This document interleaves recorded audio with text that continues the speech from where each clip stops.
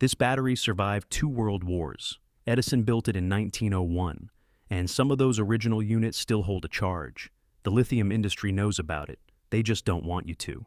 Most people who install a solar system believe they've made a one-time decision. Panels on the roof, batteries in the shed, done. The bank sitting in the corner represents the finish line. It isn't. It's the starting line of a subscription nobody mentioned at the point of sale. A standard 5 kilowatt-hour lithium iron phosphate battery, the kind that brands like Pylon Tech, BYD, or EcoFlow sell as the default off-grid backbone, runs $400 to $600. The spec sheet says 6,000 cycles. The brochure translates that to roughly 16 years of daily use. And technically, that number is accurate. At exactly 25 degrees Celsius, with a stable 80% depth of discharge, clean charging every single day, no dust, no vibration, and a perfectly calibrated battery management system running around the clock. Basically a climate-controlled lab, not a farm. Not your garage in Texas in August. Real conditions work differently. High temperatures hit lithium cells hard. Every hot season quietly strips away a measurable share of their total lifespan. Each summer, pushing 40 degrees can take 10 to 20% of the battery's long-term capacity. Cold does the same from the other direction. At minus 15, usable output falls 20 to 30%, and the management system starts triggering protection modes that cut your actual power right when you need it most. That 16-year battery becomes 6 to 8 years under real farming conditions, maybe 10 if your climate cooperates. At $500 per replacement bank, that's $50 to $75 per year in hidden amortization. Even when the system reads as fully functional, you're not owning a battery. You're renting one on a cycle that was already priced in before you signed anything, and it gets more structural than that. The global lithium battery market hit $91 billion in 2023, with projections pointing toward $400 billion by 2030. Companies like CATL, Samsung SDI, and LG Energy Solution aren't just manufacturing cells, they're rotating entire chemistries on a 5 to 7 year clock.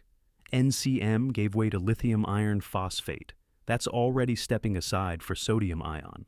Each transition means the controllers and inverter settings calibrated for your current cells can become incompatible with the next generation.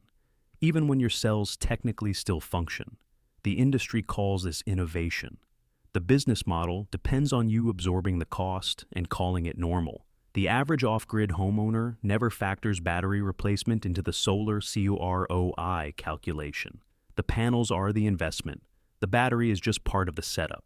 Until year 8, when that setup hands you an invoice nobody budgeted for. Over 30 years, this isn't an energy system. It's a lease agreement written in fine print you never saw. There's a technology that never played by those rules, and it was invented before your grandparents were born. In 1901, Thomas Edison filed U.S. Patent 678-722. He called it a storage battery. Iron and nickel as electrodes, potassium hydroxide dissolved in water as the electrolyte. His stated goal wasn't to build something that would eventually need replacing. It was to build something that wouldn't. That battery went into coal mines across the U.S. and Europe. It powered British rail carriages until the 1970s. It ran communication systems inside submarines during both world wars. It kept telephone exchange stations alive across continents for decades. The technology worked. Quietly, without a marketing department, without a roadmap to a next-generation model. Then, it disappeared. Not because something better replaced it, because something more profitable did. Through the 1950s and 1960s, General Electric and Exxon invested heavily in nickel-cadmium and lead-acid development. Those chemistries offered higher power density and lower upfront cost, exactly what the auto industry needed. Edison had died in 1931. Taking the last meaningful patent protection on his battery with him. No corporation had any incentive to promote a technology they couldn't own and couldn't resell on a replacement cycle. A battery that lasts 50 years is a terrible product. The math makes that obvious. Edison's nickel-iron battery delivers 10,000 to 20,000 full discharge cycles. A lithium iron phosphate bank, the current market standard, tops out at 3,000 to 8,000. At daily use, that's 27 to 55 years versus 8 to 22. Not marginally better, categorically different. The real-world data holds up. In Australia during the 1970s, off-grid farmers installed nickel-iron banks alongside early solar setups. 40 to 50 years later, many of those original units were still running at 70 to 85% of initial capacity. In 2024, Australian engineer Bruce Teakle documented his own system after 4.5 years of daily cycling, measuring zero detectable degradation with standard equipment. Original Edison cells from the 1910s, tested at the Smithsonian Institution, showed functional capacity after more than 80 years in storage. This isn't anecdote. It's documented, tested, and fully explained by the chemistry. One distinction worth making: Edison's battery is not nickel-cadmium, and it's not nickel metal hydride. Nickel-cadmium is toxic, carries a memory effect, and was banned from most EU consumer applications back in 2006. Nickel metal hydride degrades far faster. They share the word nickel, and that's where the similarity ends. The nickel-iron cell does have real limitations. It charges slowly and stores less energy per kilogram than a modern lithium pack. For an electric vehicle or a smartphone, it simply doesn't work. But for a stationary bank sitting in a shed and cycling once a day, nothing currently on the market competes with it. The question was never why it lost to lithium in mobile applications. The real question is why nobody told off-grid farmers that, for their specific situation, the best option available has existed since before electricity reached most rural homes. The answer is in the chemistry, and it's simpler than you'd expect. Here's what actually happens inside one of these cells. Nickel and iron don't dissolve in potassium hydroxide. That's the core of it. In a lithium battery, the electrolyte reacts with the anode from the very first charge, building up a thin insulating film that grows a little thicker with every single cycle. That layer permanently locks up a small amount of active material each time the battery runs. The process starts on day one and never stops. It's not a manufacturing defect. It's physics, and it's built into the chemistry by design. In Edison's battery, that process simply doesn't exist. The potassium hydroxide solution between the electrodes acts purely as a conductor. It carries ions from one side to the other and takes no part in the actual reaction. The iron and nickel don't break down, don't dissolve, and don't accumulate damage. They just switch states back and forth, charge after charge, indefinitely. Researchers at MIT published findings in 2017 in the Journal of Power Sources, confirming this in measurable terms. A nickel-iron cell retained 85% of its original capacity after 10,000 complete discharge cycles. Each one a full drain to zero, followed by a full recharge. That kind of cycling would destroy a lithium pack in weeks. And that's the other point worth understanding. Running a lithium battery completely flat, even once, can cause permanent cathode damage. The battery management system in every lithium bank exists largely to prevent exactly that, cutting power before the cells actually hit zero. In practice, that means a meaningful portion of your rated capacity is always off limits, held in reserve as a buffer against chemistry you can't reverse. A nickel-iron cell has no such restriction. Drain it completely, leave it sitting empty for a month, then recharge it. And it comes back to full capacity with no measurable loss. The chemistry resets cleanly every single time. That said, two real limitations exist, and ignoring them would be misleading. The first is charge efficiency. A nickel-iron bank converts roughly 65 to 80% of incoming energy into usable output, compared to 95 to 98% for a lithium pack. That gap means you need approximately 20 to 35% more solar panel capacity to achieve the same effective storage. It's a real calculation, and it matters when sizing a system. The second is self-discharge. Left idle, a nickel-iron battery loses 20 to 30% of its charge per month, versus 2 to 3% for lithium. Leave it unattended through winter without a periodic top-up charge, and it won't be ready to run come spring. The battery won't be damaged. It simply won't be full. Both of these are workable. Neither disqualifies the technology for stationary off-grid use. But there's one factor that isn't workable once you've gotten it wrong: A single decision made at the very start of the build that separates a system running cleanly for 30 years from one that quietly collapses within the first 100 cycles. It comes down to one ingredient, one ratio, and one tool most people skip because they assume it doesn't matter.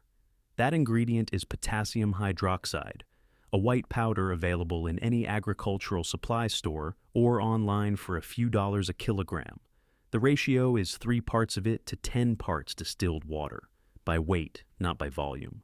And the tool most people skip is a kitchen scale. Potassium hydroxide absorbs moisture from the air, which changes its density depending on how long the bag has been open and where it's been stored. A measuring cup of the powder on a humid day and the same cup on a dry day can differ by 15 to 18% in actual mass. That difference shifts the electrolyte concentration outside the functional window, raises internal resistance by 20 to 40%, and the capacity loss only becomes visible after 50 to 100 cycles, long after most people have assumed everything is working correctly. The target specific gravity of the finished electrolyte is 1.19 to 1.21. A cheap hydrometer confirms it in 30 seconds. If the number is off, the fix is simple before the cell is sealed. After 100 cycles, there's no simple fix. For a single 10 amp-hour cell, a solid starting unit for testing the process, that means 390 grams of potassium hydroxide dissolved into 1,300 grams of distilled water.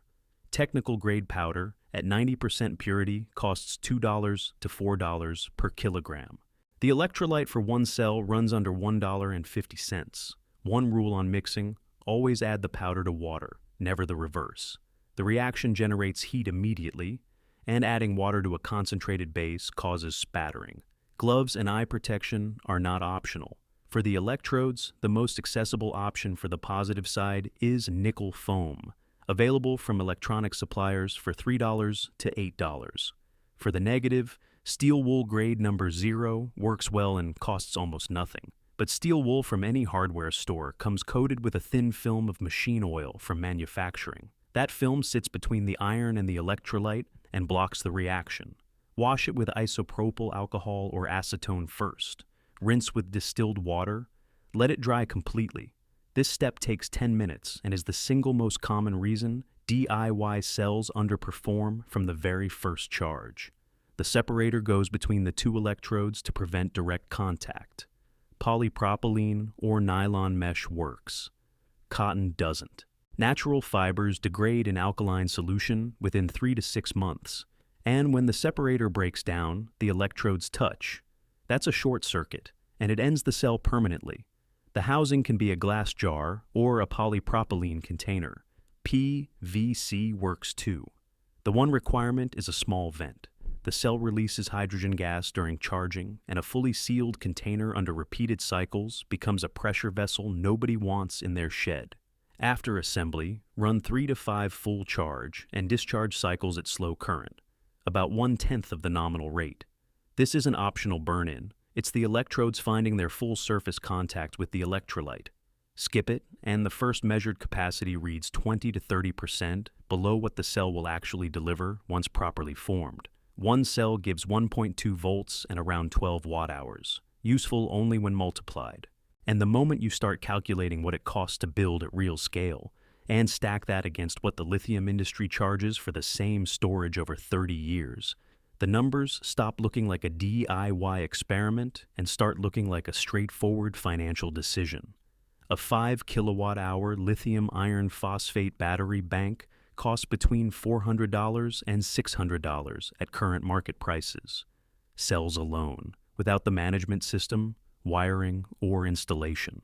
In real off-grid conditions with temperature swings and irregular cycling, that bank lasts 6 to 10 years. Over 30 years, you're buying it 2 to 3 times. Add a replacement battery management system when the original fails, typically $50 to $150. And the realistic 30-year bill for lithium storage sits between $6,000 and $9,000 for a single 5 kilowatt-hour system. The equivalent DIY nickel-iron bank costs $170 to $275 in materials. Over 30 years, the only recurring expense is distilled water, roughly 50 to 100 milliliters per cell per month, to replace what the charging process breaks down.